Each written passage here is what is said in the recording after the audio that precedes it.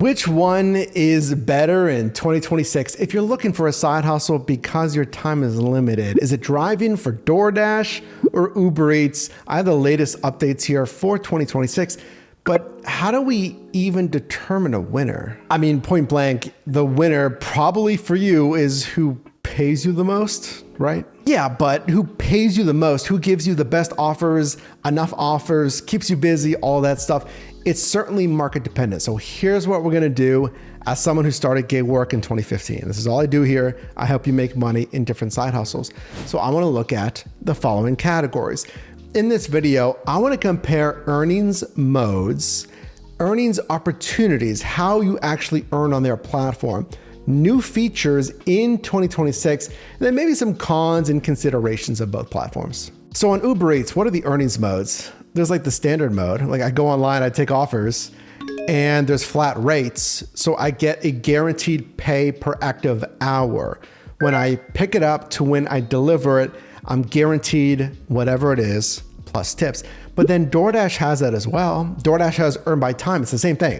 It's earning per active hour when I pick it up to when I deliver it, plus tips. They say, albeit tips may be lower when earning by time. I haven't really heard that on Uber Eats. But then again, DoorDash has, standard mode. It's earn per offer. I'm earning offer per offer. I see the offer card, then I get another one. And you get that with earn by time, but the pay is a little bit different. It's based on the active time or it's based on the offer card. What about opportunities, like different ways to earn? I mean, both have restaurant delivery, both have shop and deliver, like grocery, alcohol, pet, convenience. They both have that. Well, DoorDash has delivery tasks or Dasher tasks, which are non-delivery tasks that you can earn money, menu photos, verifying store hours. But then Uber just announced digital tasks. So uploading documentation or submitting audio recordings. It's a little bit different, but it's still non-delivery stuff. But DoorDash has DashMart, like the little convenience store stuff. So you can pick up from the DashMart, but Uber Eats has partnered with GoPuff. So you might see some orders that say GoPuff when you're actually driving on Uber Eats, albeit I feel like they're not doing the volume like DashMart. So that's one difference with DoorDash. And DoorDash also has DashLink. That's kind of huge. So DashLink, it competes kind of with Amazon Flex. It's that warehouse entirely, like an actual bigger warehouse where I go and I pick up a rack or a route of packages and stuff and I just deliver on my marketplace. Uber Eats doesn't have anything like DashLink. There's no warehouse opportunities on Uber Eats. Yes, they might bundle a route sometimes and give you maybe like a retail delivery, but it is not the same as choosing different routes, having many more stops over, let's say, 3 hours or 4 hours like DashLink. Okay, but what about new features? I mean, we're talking 2026, and this is where it gets a little bit different. So new features in 2026. Uber Eats just announced, this is probably the biggest announcement that I've seen from them almost ever. And I started on Uber rideshare 2015. So I've been in this space for a while. Consider subscribing. All I do is help you make money in different side hustles. It's that tip guarantee. So as long as the offer, and we'll look into this. So again, make sure to subscribe here. You have to have the tag that says guaranteed includes tip. But then if that tip is reduced, and even if it's reduced down to 0, Uber will cover that difference. It's basically, we've called it tip baiting protection, because someone could throw on like a $15 tip and they're like, got you, zeroed it out, haha, whatever. And then Uber's gonna back you up now. They're gonna pay that. DoorDash has nothing like that. Uber Eats also announced for their rewards program a simpler kind of display for their rewards program. Yeah, that's fine. But Uber Eats Pro, which is their rewards program, compared to Dasher Rewards, overall Dasher rating, which is that newer iteration of that, it's a little bit different.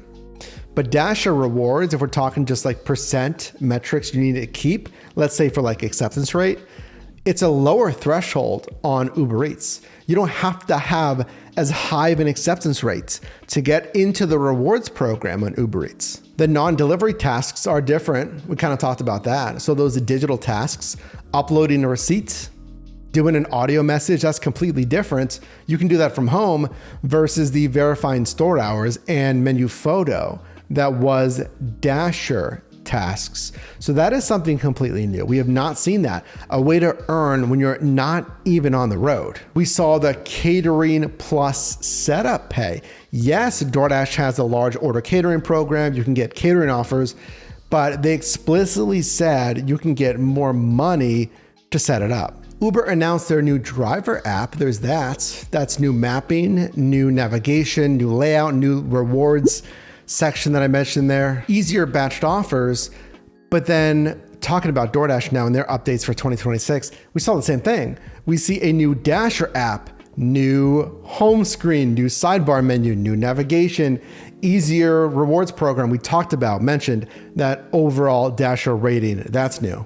Yeah, but then there's the on-time rates, which is new. There's a new quality rate, which is new. The latter of which may not be a big of a deal, the percent of times that you have a delivery without a minor or major issue, but the on-time rates, the percent of deliveries that you're actually on time based on the original ETA shown in the offer card. So Uber's big thing was like the tip guarantee, right? The tip was zeroed out. I would say, at least for smaller and medium-sized marketplaces, their flash offers was a big thing for Dashers, where if I'm offline, then I can get an offer request. I set my availability for like when they send me these notifications, but they'll say there's an offer right now and there'll be a specific additional flash boost incentive pay to go online and go take it. And that's on top of any existing peak pay and of course the customer tip. Because yeah, Uber Eats has those digital tasks when I'm not online, but if I'm a Dasher and it's in my availability that I set, I could get flash offers. So in essence, DoorDash is always looking for high paying offers for me when I'm not even online. And then they can send me one with additional pay in that flash boost pay. And then if you're a shopper, Uber Eats doesn't have this. That DoorDash has shopping specific incentives and kind of subsequently pay. You can get priority access to shopping offers that already typically pay more. I think it's like 30% or something than other deliveries like food delivery.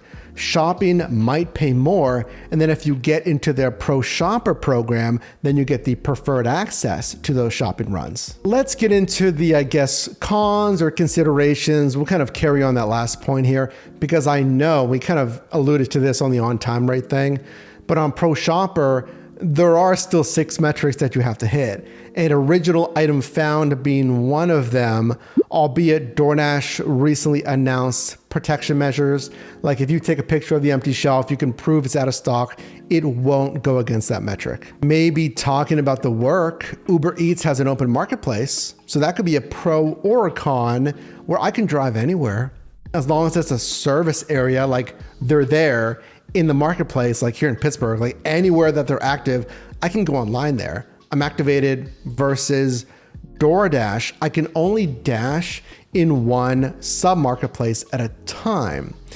Yeah, I can drive all over. I can go somewhere else and I can still go online there if it's busy enough.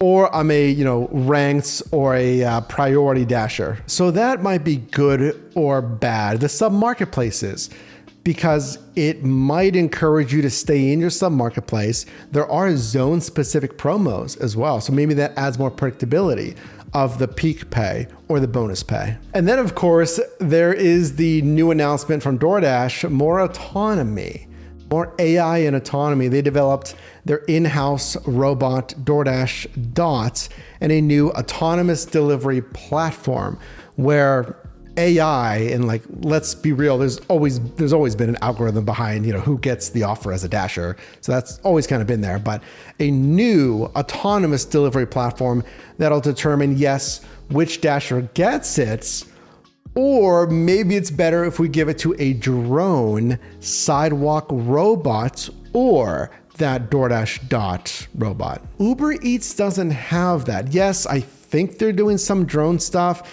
Yes, they have some sidewalk robots, but they don't certainly have an in-house developed AI, autonomous with LiDAR and cameras and all this stuff, little robot. So who's better? I mean, yes, it's market dependent. So who is better? You know what? I've been doing this a long time for you. I think last year was just about as close as we could get.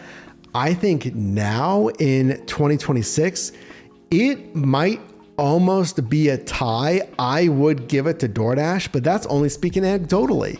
I mean, here in Pittsburgh, and I've done this in San Diego as well, I've always preferred DoorDash just because for me, they give me better offers. So that just means like giving me enough offers and then offers I can pick from. And if I decline, not so great ones, they'll give me better paying offers. Well, I feel like my acceptance rate was a little bit lower on Uber Eats and I would just keep declining and I would not see that good offer coming through.